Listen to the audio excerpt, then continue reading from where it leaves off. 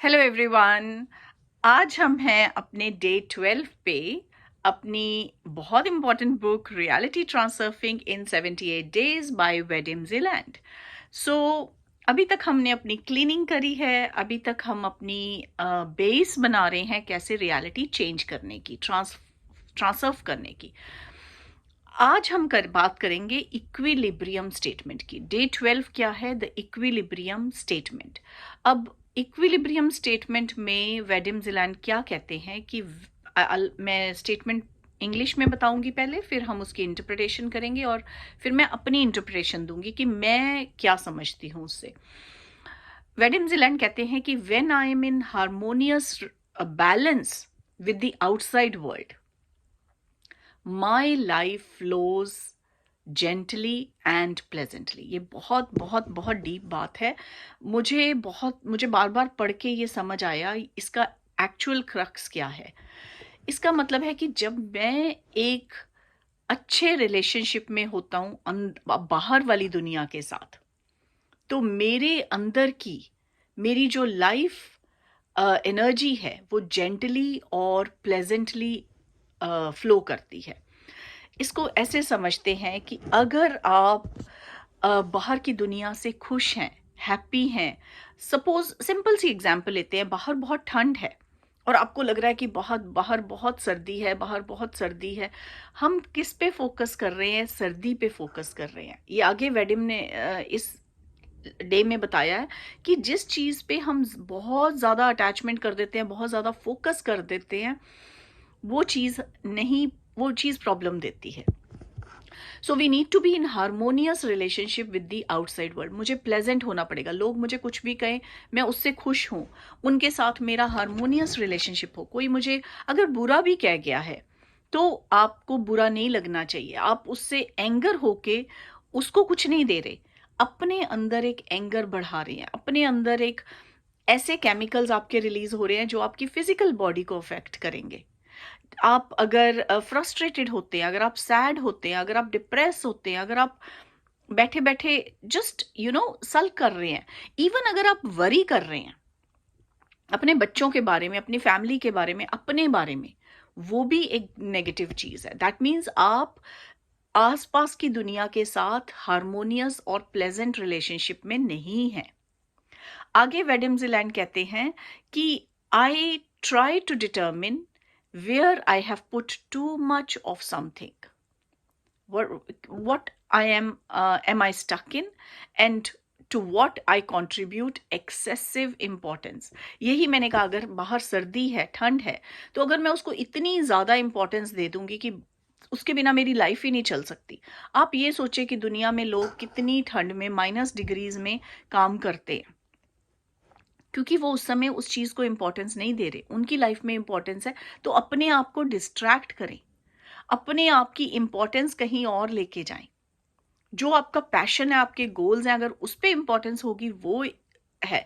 Problems पे अगर जो यहाँ पे वेडिम एक और बात कहते हैं कि if I build wall of excessive potentials, life becomes a struggle. उसका क्या मतलब है? बहुत ज़्यादा अगर वॉल्स बना लूँ कि ये इंसान मेरे साथ अच्छा नहीं है, सर्दी है, गर्मी है, ये प्रॉब्लम है, अगर मैं प्रॉब्लम्स पे फोकस करूँ तो वो मुझे प्रॉब्लम आएगी। I will not be in balance. Equilibrium में होना, बैलेंस में होना बहुत ज़रूरी है, हार्मनी में होना, प्लेजेंटनेस में होना। मेरे अंदर अगर प्लेजेंट फीलिंग होगी तो मैं बाहर के साथ प्लेजेंट होंगी। सो अब वेडिम कहते हैं कि इस दुनिया में हर चीज बैलेंस सीख करती है। जहां where there is excessive energy potential, balancing forces appear. वो बैलेंसिंग फोर्सेस अपने आप आ जाएंगी उसको ठीक करने के लिए। तो हमने करना क्या है? हमने अपने अंदर एक इक्विलिब्रियम लाना है। अपने अंदर जो हमारी इतनी हलचल चल रही है, आपके माइंड के अंदर, आपके दिल के अंदर, आपके दिल और दिमाग की हार्मनी होनी चाहिए। वो नहीं है हमारी। दिल कुछ कहता है, दिमाग कुछ कहता है। जब तक दिल और दिमाग की हार्मनी नहीं होती, हमारी चीजें सक्सेसफुल नहीं होंगी। उसमें हमें करना क्या है? हमारी एंगर की फीलिंग या फ्रस्ट्रेशन की फीलिंग या कोई भी ऐसी वरी की फीलिंग वो कब आती है? फीलिंग बाद में आती है, पहले थॉट आती है। आपने कुछ ना कुछ थॉट क्रिएट करी है, उससे ही फीलिंग आई है।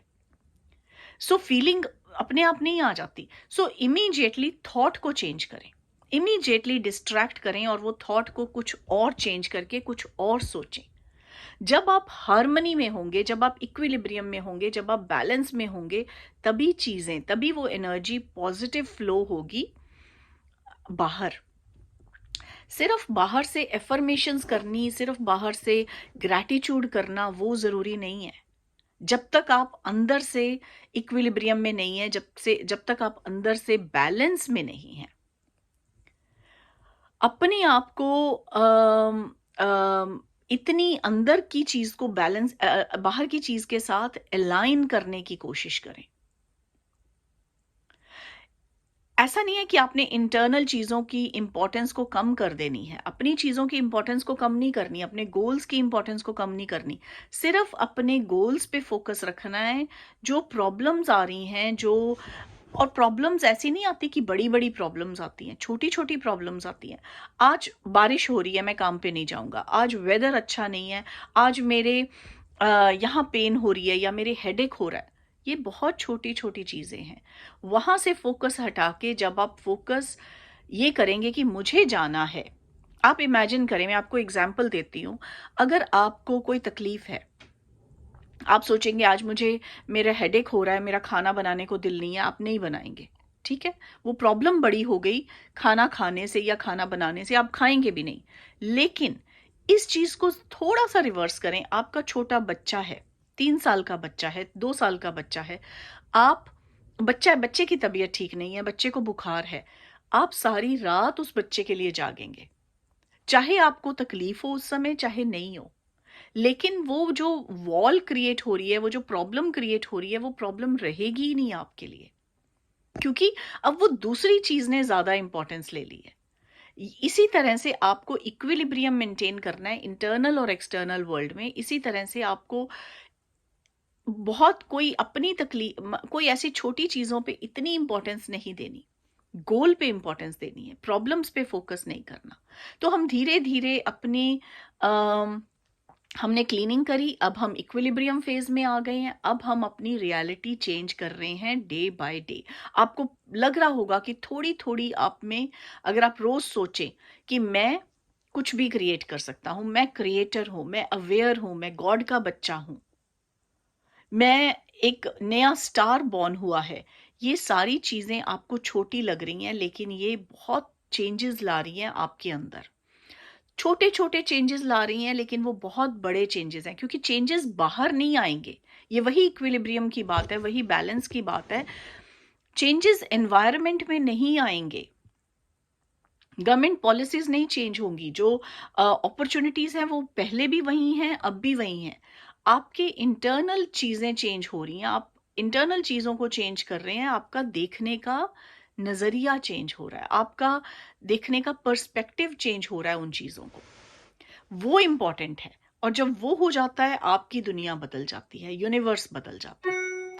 तो अंदर और बाहर का संयम बहुत जरूरी है, अंदर और बाहर का इक्विलिब्रियम बैलेंस बहुत जरूरी है। अंदर से खुशी होनी चाहिए, अंदर से कुछ चीजें हैं उसको आप टोटली गिव अप कर दें। और वो चीजें क्या हैं? जैसे वरी करना, फ्रस्ट्रेट होना, सैड होना, और या कोई भी ऐसी नेगेटिव चीजें हैं, उनको टोटली जब आप गिव अप कर देते हैं तो बैलेंस क्रिएट होता है या इक्विलिब्रियम क्रिएट होता है। सो आज के डे 12 में इतना ही, और मैं आपको कल मिलूंगी डे 13 में। Thank you so much.